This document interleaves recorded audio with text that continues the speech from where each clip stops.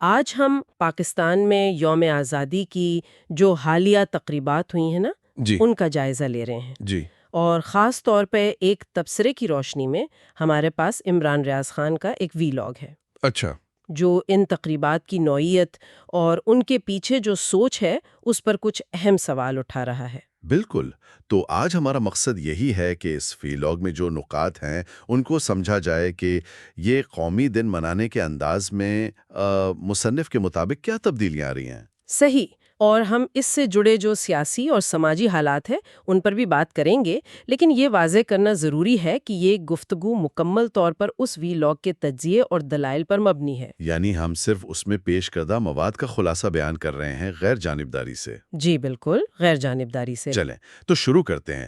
پہلا بڑا نقطہ جو یہ ویلاگ اٹھا رہا ہے وہ ہے قومی دنوں کی بدلتی ہوئی شناخت۔ جی، وی لاگ کا دعویٰ ہے کہ یوم آزادی اور اس سے پہلے 23 مارچ یعنی یوم پاکستان بھی اچھا، وہ اب تیزی سے نہ یوم دفاع جیسا رنگ اختیار کرتے جا رہے ہیں۔ یعنی آزادی کے نظریے کے بجائے فوجی طاقت پر زور۔ بالکل۔ مصنف کے مطابق آزادی کے نظریے یا قرارداد پاکستان کے مقاصد پر غور کرنے کے بجائے فوجی طاقت کے مظاہرے پر زیادہ توجہ دی جا رہی ہے۔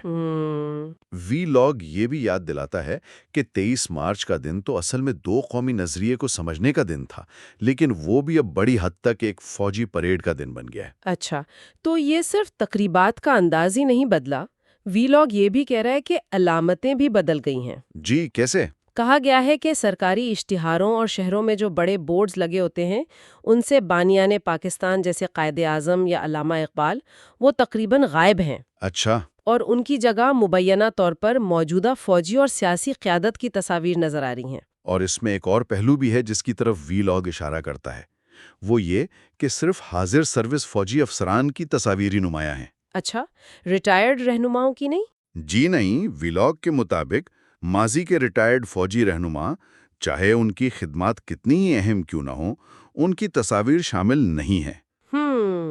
تو اس سے وی لاگ کے مطابق کیا تاثر ملتا ہے؟ ویلاگ کے مطابق یہ رجحان موجودہ اسٹیبلشمنٹ کی طاقت اور مرکزیت کو زیادہ نمایاں کرتا ہے۔ اچھا، اسی تنقید کو آگے بڑھاتے ہوئے وی لاگ قومی اعزازات کی تقسیم پر بھی کافی سخت سوالات اٹھاتا ہے۔ جی بالکل، اسے میرٹ سے خالی اور سیاسی بنیادوں پر مبنی بندر بانٹ قرار دیا گیا ہے۔ جس سے ان اعزازات کی ساخت متاثر ہو رہی ہے، ایسا کہا گیا ہے؟ جی، اور مثال بھی دی گئی ہیں۔ وی لاگ میں توشہ خانہ کیس کے ایک گواہ عمر فاروق ظہور نامی شخص کا ذکر ہے، اچھا، جنہیں مبینہ طور پر کچھ ہی مہینوں میں دوبارہ صدارتی تمغہ دیا گیا۔ وی لاگ کے مطابق ایسی مثالیں اعزازات کے نظام پر سوال اٹھاتی ہیں۔ اور دوسری طرف کیا مستحق افراد کا بھی ذکر ہے؟ ہاں، وی لاگ کا موقف ہے کہ وہ لوگ جو مبینہ طور پر مستحق ہیں، جیسے مشکل حالات میں کام کرنے والے صحافی، یا پھر وی لاگ کے مطابق قیدی نمبر 804 یعنی عمران خان، اچھا، جنہوں نے بقول مصنف پاک بھارت حالیہ کشیدگی کے دوران جیل سے حب الوطنی کا پیغام دیا تھا، انہیں نظر انداز کیا جا رہا ہے۔ صابر شاکر جیسے جلاوطن صحافیوں کا بھی ذکر ہے۔ وی لاگ میں ایک دلیل یہ بھی سامنے آتی ہے کہ شاید ایک جنگی جنون کی فضا بنائی جا رہی ہے۔ کیا اس کا مقصد عوام کی توجہ ملک کے جو سنگین معاشی مسائل ہیں ان سے ہٹانا ہو سکتا ہے؟ وی لاگ تو یہی تاثر دیتا ہے۔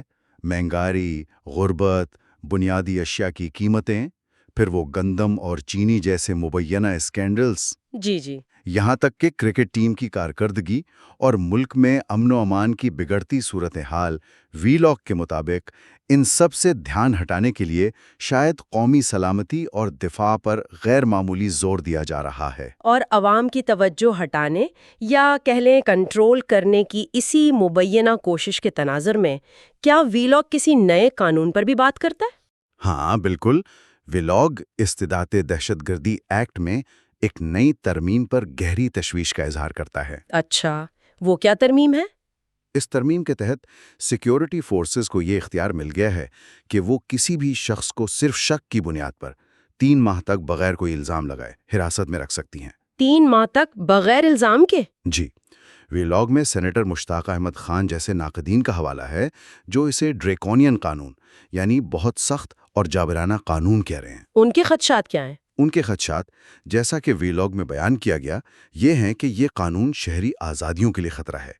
یہ جبری گمشدگیوں کو قانونی شکل دے سکتا ہے اور اسے سیاسی مخالفین کو دبانے کے لیے استعمال کیا جا سکتا ہے۔ سویلین بالادستی کے حوالے سے بھی ویلاگ میں کوئی بات کہی گئی ہے؟ جی، ایک واقعے کا مختصر ذکر ہے جس میں مبینہ طور پر ایک رکن قومی اسمبلی اور وزیر دفاع کو ایک سروس چیف کے قافلے کے لیے انتظار کرنا پڑا۔ اچھا۔ ولاگ اس واقعے کو سویلین حکام کی کمزور حیثیت کی مثال کے طور پر پیش کرتا ہے۔ اور عدلیہ کے کردار پر کیا اس پر بھی ولاگ میں کوئی تبصرہ ہے؟ جی، ولاگ عدلیہ کے بعض فیصلوں اور بیانات پر بھی تنقید کرتا نظر آتا ہے۔ مثال کے طور پر؟ جیسے چیف جسٹس آف پاکستان قاضی فائز عیسیٰ کی جانب سے ایک اہم آئینی ترمیم پر فل کورٹ نہ بلانے کی مبینہ وجہ پر سوال اٹھایا گیا ہے۔ اچھا۔ اسی طرح اسلام آباد ہائی کورٹ کے چیف جسٹس عامر فاروق کی یوم آزادی کی تقریر کے حوالے سے کہا گیا ہے کہ اس میں انصاف کی فراہمی کے بجائے دفاعی نوعیت کی باتیں زیادہ تھیں۔ ولاگ ان مثالوں کو عدلیہ کے کردار پر غور کرنے کے لیے پیش کرتا ہے۔ اختتام کی طرف بڑھتے ہوئے ویلاگ سابق صدر عارف علوی کے ایک پیغام کا بھی حوالہ دیتا ہے۔ جی، اس میں کیا خاص بات تھی؟ اس میں ملک میں گہری تقسیم اور حقیقی آزادی کے لیے جدوجہد جاری رکھنے کی بات کی گئی تھی۔ پیغام میں بقول ویلاگ 2 قسم کی قوموں کا ذکر تھا، ایک غاصبوں اور لٹیروں کی، اچھا، اور دوسری غریبوں اور قیدیوں کی۔ تو خلاصہ یہ بنتا ہے کہ یہ ویلاگ یا یہ ذریعہ قومی تقریبات کے بدلتے ہوئے انداز، میرٹ کے مبینہ زوال، سویلین اختیارات میں کمی، نئے سیکیورٹی قانونوں پر خدشات اور ملک میں جو تقسیم در تقسیم کا ایک خاص سیاسی بیانیہ ہے، اس پر مبنی ایک تنقیدی جائزہ پیش کرتا ہے۔ یہ تبصرہ یقینی طور پر پاکستان میں قومی شناخت، طرز حکمرانی اور ریاستی اداروں کے کردار پر جو بحث چل رہی ہے اور مختلف نقطۂ نظر ہیں، ان کی عکاسی کرتا ہے۔ بالکل۔ یہ سوالات بھی اٹھاتا ہے کہ تاریخ کو کیسے یاد رکھا جائے اور قومی بیانیہ کون تشکیل دیتا ہے۔ جی بالکل، اور یہ ہمیں سوچنے کے لیے ایک اہم نقطے پر چھوڑ جاتا ہے۔